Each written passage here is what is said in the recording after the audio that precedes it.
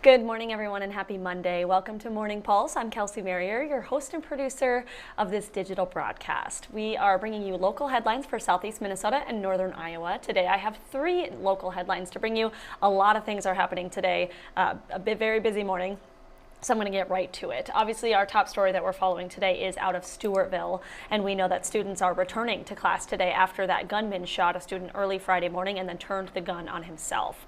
The Olmsted County Sheriff's Office is holding a news conference at 9 o'clock this morning in about a half an hour to share more in this investigation.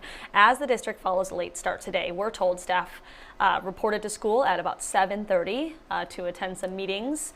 There was no AM preschool. Law enforcement will be present at each of the buildings in the district today, as well as mental health support available to students and staff. So that shooting happened around 5 a.m. Friday morning in the high school parking lot. The Stewartville wrestling team was preparing to board a bus. One student was shot, taken to the hospital. His condition critical but stable. Again, Olmsted County deputies will be holding a live news conference. We will be live streaming that this morning at 9 a.m. on KTTC on air, as well as kttc.com and on your mobile app. So feel free and be sure to tune into that coming up in just about a half an hour. A news story just into our newsroom just a few moments ago. A new face entering the race for Minnesota Senate District 26 that serves part of Southeast Minnesota. Sherry Johnson, I believe, is how you say her name. She's a mother, teacher, coach, and foster mom, is announcing her candidacy as a Republican today. She has served on a number of boards. She's mentored youth groups at her church and volunteered at area animal welfare organization. She's lived in Winona for 13 years. So her and her husband, Winona native, or her husband at least is a Winona native.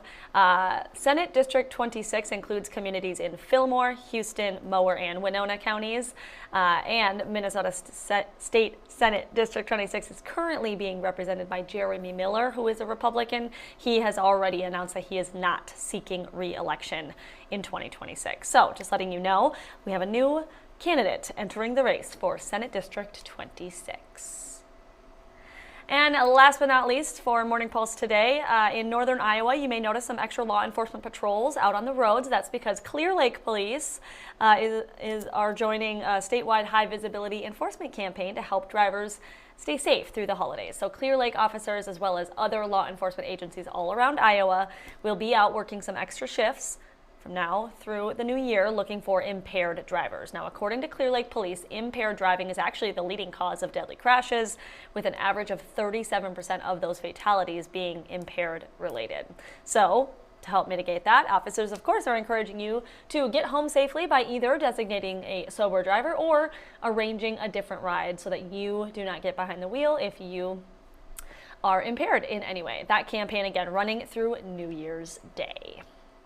All right, those are the top news headlines that I have for you on this Monday. Again, that news conference for the Stewartville shooting update from the Olmsted County Sheriff's Office is happening at 9 o'clock this morning. In just a few minutes here, we're going to be live streaming it right here on our live stream where you're watching me now, as well as on KTTC on air and on our website, kttc.com. One quick last note about the weather, and then I will let you go, as it is a very busy morning here at KTTC.